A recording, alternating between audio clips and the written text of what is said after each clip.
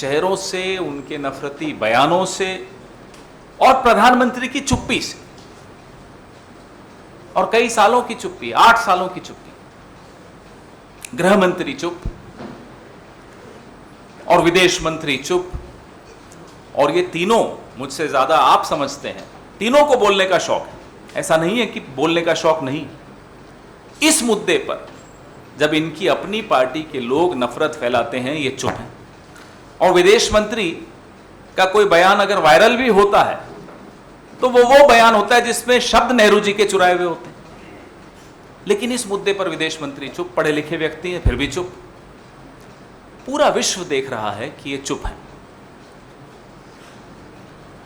पिछले 7 वर्षों में इस देश के विपक्ष ने, इस देश के प्रबुद्ध नागरिकों ने, इस देश के बुद्धिजीवी वर्ग ने और इस देश में जो बचा खुचा स्वतंत्र मीडिया है उसने बार बार याद दिलाने की कोशिश की, सलाह देने की कोशिश की, प्रधानमंत्री को यह आभास दिलाने की कोशिश की कि ये देश विविधताओं का देश है, बहुत विशाल देश है, इसको छोटे दिलो दिमाग से नहीं चलाया जा सकता। कई ऐसे मौके आए जब इसी मंच से हमने आगाह किया, चलिए हमसे तो आपको प्रधानमंत्री जी नफरत है, लेकिन इस देश के रिटायर्ड ब्यूरोक्रेट्स हो गए, समझदार लोग हो गए, जिन्होंने इस देश को बहुत भली भांति समझा है, वो लोग हो गए, वह सब आपको सलाह देते रहे। आपने न कुछ सुना और न कुछ बोला। आपका एक तोता मीडिया है, उस तोता मीडिया को आपने माध्यम बनाया और उस तोता मीडिया के माध्यम से आपने हम जैसे तमाम लोगों को, बुद्धिजीवी वर्ग को, विपक्ष को अलग अलग उपाधियों से विभूषित किया, उनको चुप कराने की चेष्टा की। अवार्ड वापसी गैंग, टुकड़े टुकड़े gang, Khan market gang, anti nationals, ये तमाम उपाधियों से आपने विभूषित करने की कोशिश की और उनको चुप कराया, मुहिम छेड़ दी उनके खिलाफ। और आज यह परिस्थिति पैदा हो गई कि विदेशी मुल्कों की घुड़की पर आप तुरंत कार्रवाई कर देते। अपने देश से आवाजें उठती हैं, उनको दबाते हैं, बाहर से आवाज उठी और आपने कार्रवाई की। और कार्रवाई क्या की?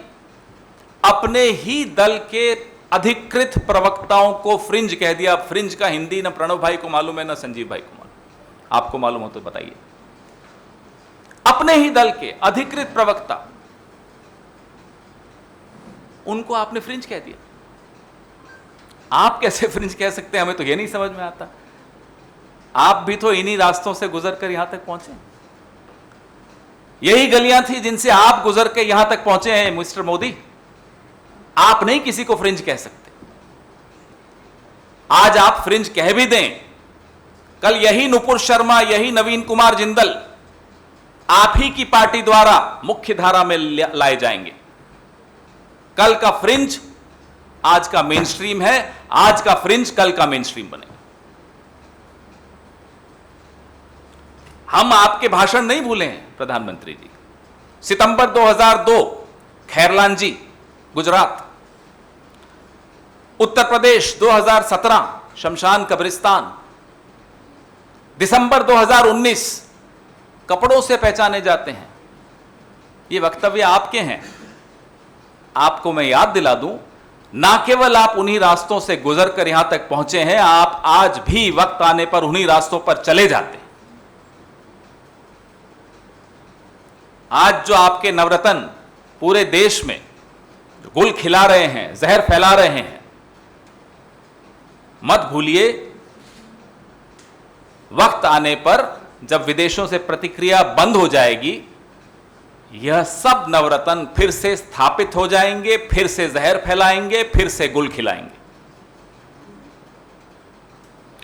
क्योंकि विदेशी मुल्कों ने गोली मारो वाले वक्तव्य पे कोई प्रतिक्रिया नहीं दी। आज वो व्यक्ति आपके केंद्र में मंत्री है, लेकिन इन दोनों पर प्रतिक्रिया आई तो आपने उन्हें सस्पेंड कर दिया।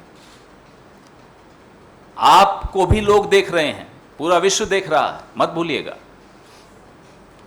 आज आपकी गलतियों का खामियाजा देश भुगत रहा है। जो काम विश्व के अनेक देशों को भारत के खिलाफ लामबंद करने का जो काम पाकिस्तान 70 साल में नहीं कर पाया, आपने 7 सालों में करके दिखाया। 70 साल पाकिस्तान लगातार कोशिश करता रहा कि कैसे अलग अलग मुल्कों को भारत के खिलाफ लामबंद किया जाए, उसको हमने विफल किया, हमने उसको सफल नहीं होने दिया। आपकी करतूतों से आज आप सफल हो गए वो काम करने।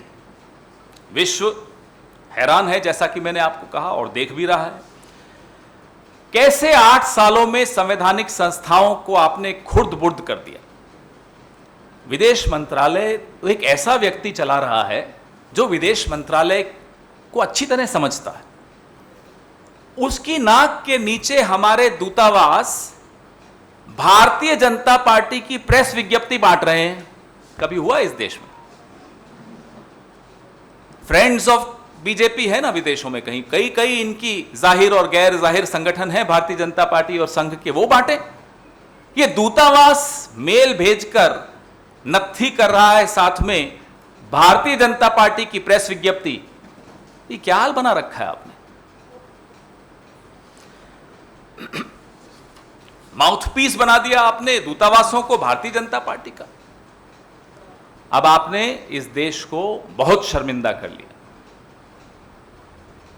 यह देश अब शर्मिंदा होने से इनकार करता है। हम शर्मिंदा आपकी गलतियों से नहीं होंगे।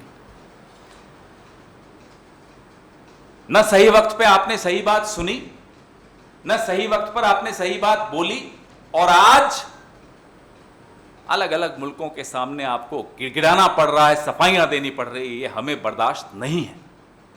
भारत का प्रधानमंत्री, भारत सरकार सफाइयां देती फिर रही है। क्यों? क्योंकि भारतीय जनता पार्टी ने गलतियां की हैं। ये कैसे बर्दाश्त होगा? अब भी समय है, प्रधानमंत्री जी चेत जाइए, और यह जो सांप पालने का शौक आपने पाला हुआ है, इस शौक को अब खत्म कीजिए। बीन बजाइए, सांपों को अपने बिलों में वापस भेजिए, क्योंकि अब ये सांप आपको भी डसने वाले हैं। Friends, over the last weeks we've had to face as a country a lot of shame,